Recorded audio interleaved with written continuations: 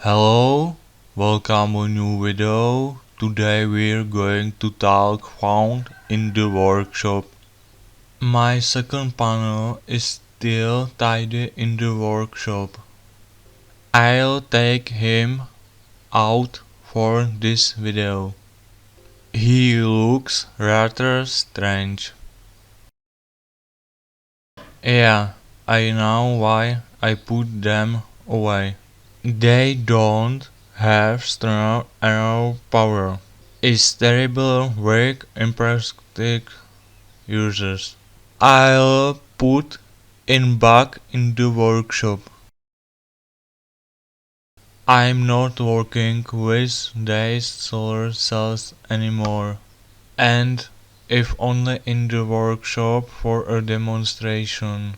We'll talk more about this in the series on water. It's time to get away from it sometime. That's all.